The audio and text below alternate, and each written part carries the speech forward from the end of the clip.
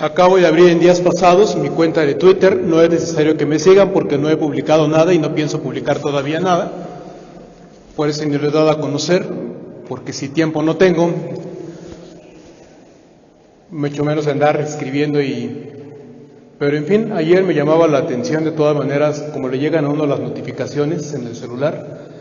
Entonces ayer cuando me bajé del avión, que me bajé del avión ayer, dicho sea de paso, entonces recibí toda una larga serie de notificaciones en torno a una cadena, un hashtag que le llaman, ahora que está de moda usar la expresión, en torno a la serie de denuncias que han hecho varias mujeres respecto al abuso o al acoso sexual que han estado sufriendo o que sufrieron hace ya algún tiempo en sus respectivos lugares de trabajo, particularmente en zonas, en ámbitos que tienen que ver con la cultura, con la academia y con el periodismo en México.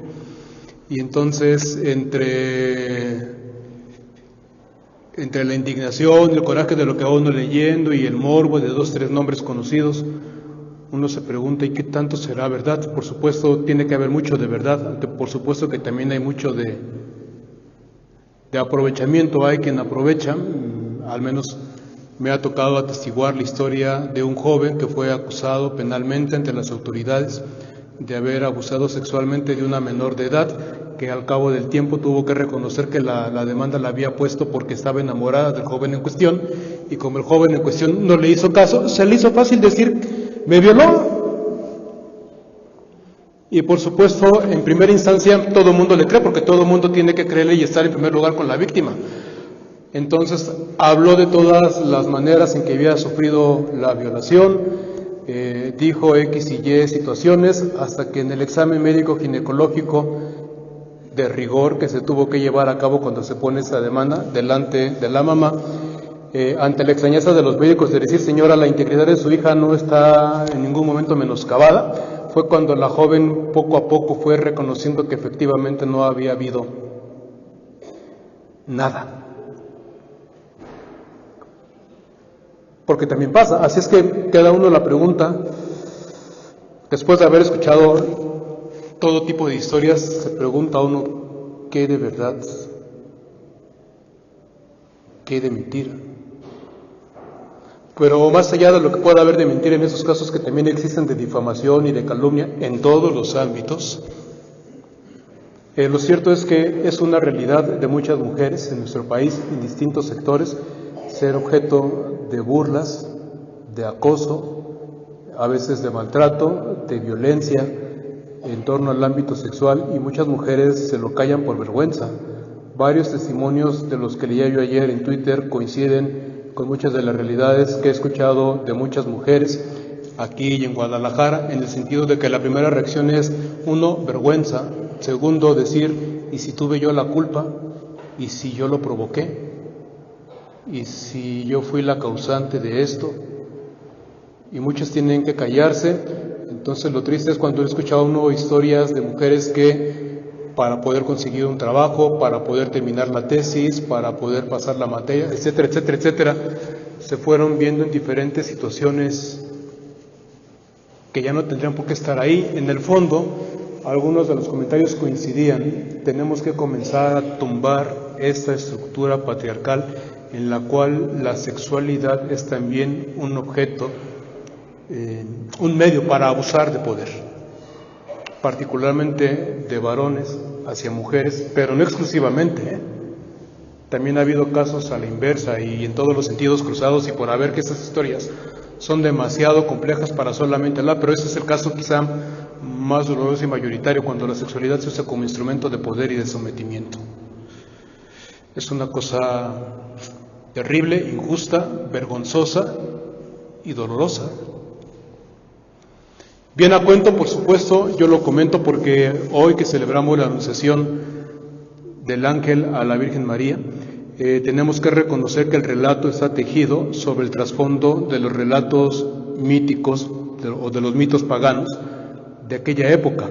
Para nadie es un secreto, o para nadie tendría que ser un secreto, que lo interesante es la confrontación del relato bíblico con los mitos de otros pueblos, Todos hemos conocido varios según las cuales cuando Zeus, por ejemplo, veía a una mujer que le gustaba, bajaba del cielo, buscaba a la mujer que le gustaba y la violaba, sin pudor y sin vergüenza, sin pedir perdón, y nacía el hijo, el semidios.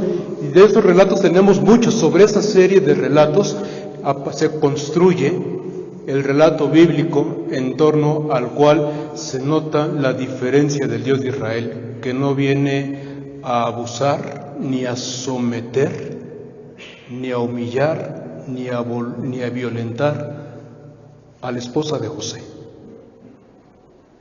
Que decía un teólogo español, todo el mundo dice a José el esposo de María. En la mentalidad de aquella época es al revés. Ya era una mujer casada.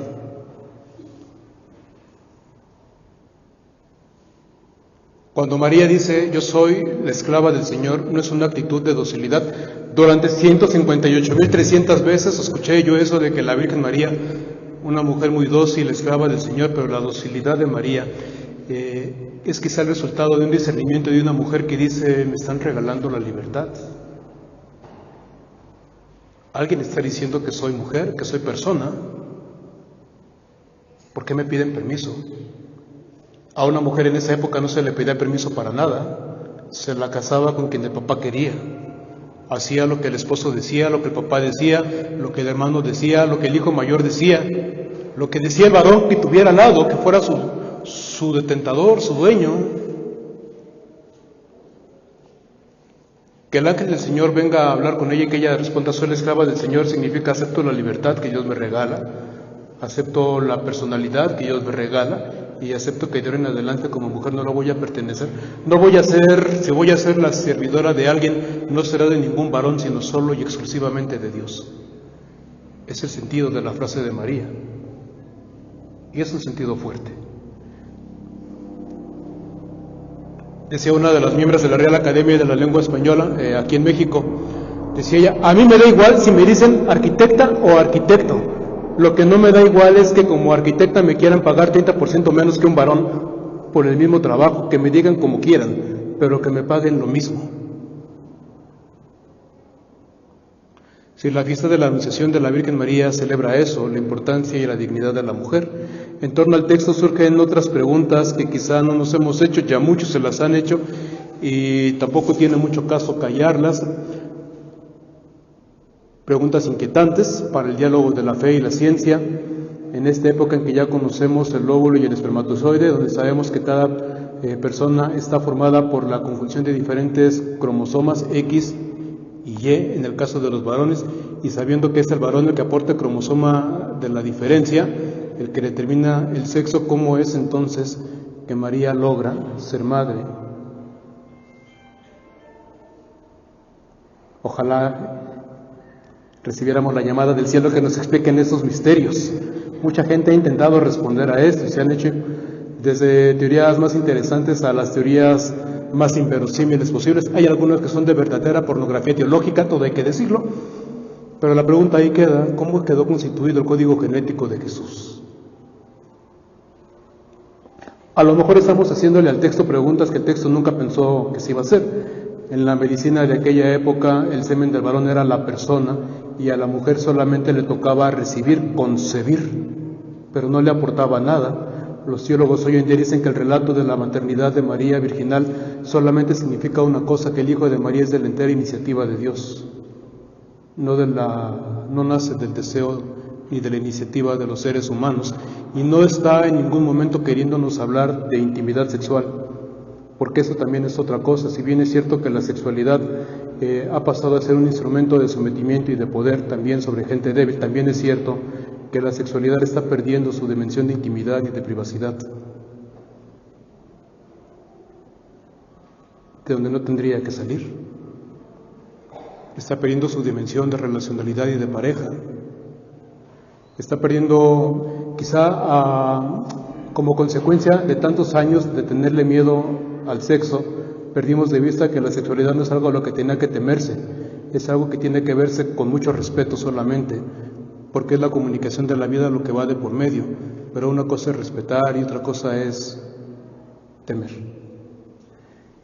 Y entonces, lejos de escandalizarnos por la educación sexual, que se da a los jóvenes, a los adolescentes e incluso a los niños, habría que cuidar y vigilar de cerca la educación sexual.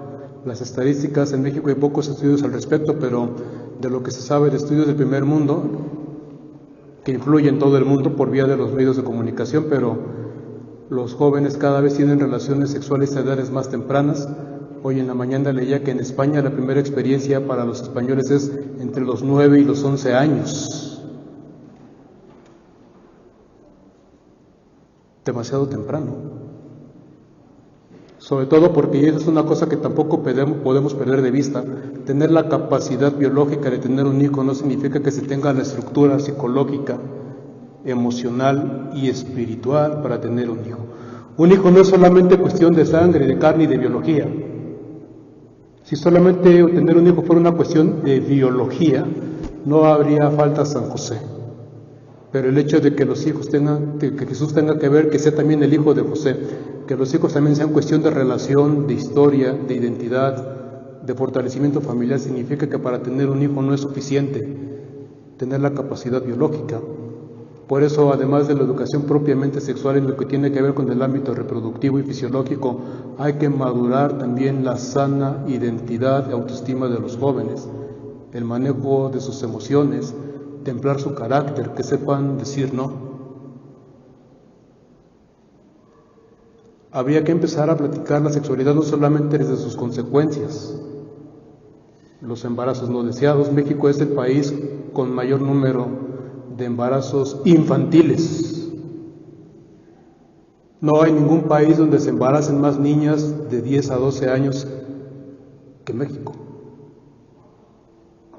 Y todavía, increíblemente, hay quien sigue diciendo que la educación sexual es irresponsable, cuando lo irresponsable ha sido darle la vuelta a la sexualidad, tenerle miedo, en lugar de tratarla de frente con todo el respeto y la seriedad que implica.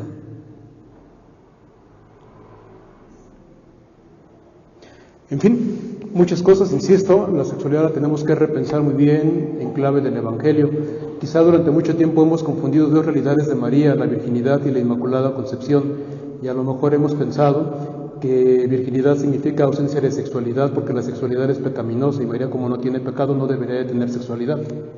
A lo mejor dice otro teólogo español, jesuita, muy importante, José Ignacio González Faust, a lo mejor tendríamos que tener lecturas diferenciadas y concluir que es posible una vivencia sana y espiritual de la sexualidad, una sexualidad sin pecado, una sexualidad como Dios la pensó, como Dios la planeó, una sexualidad liberada de prejuicios, de ataduras, una sexualidad liberada para lo que fue creado, para en primer lugar comunicar afecto y amor.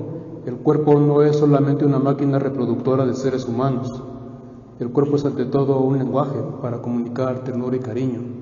La primera finalidad de la sexualidad es esa, comunicar afecto y amor entre dos que se quieren, y a partir de ahí se recibe a los hijos de manera responsable, como enseña ahora la Iglesia. Se les pregunta a los padres cuando vienen a presentarse a la iglesia o a los novios, a los futuros cónyuges, ¿estás dispuesto a recibir y educar responsablemente a los hijos según la ley de la Iglesia? Antes se decía, ¿estás dispuesto a aceptar a los hijos que Dios envíe? Lo que ahora sabemos de la sexualidad ha hecho que se hiciera este cambio en la redacción de las preguntas matrimoniales. De ella también en esta mañana, ya ven uno que no tiene nada que hacer.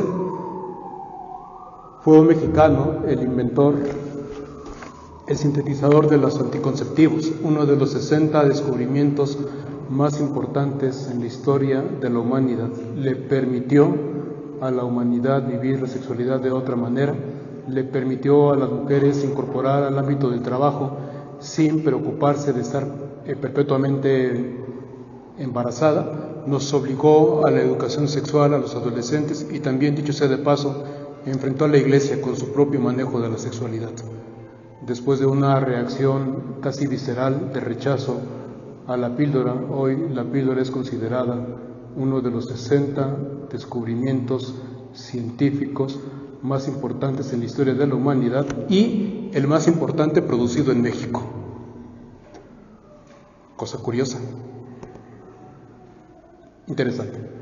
Lo cierto es, de esto sí habla el texto del Evangelio, de la intimidad y de la sexualidad de María, por supuesto que no, de su dignidad como mujer, de su igualdad frente al varón, de la libertad que Dios le ha regalado, de todo eso sí ha hablado, lo ha hablado con mucha claridad, y es triste que por prejuicios sexistas hayamos perdido de vista algo tan importante en el plan de Dios como es la igualdad en el hombre y la mujer, según el plan originario de Dios.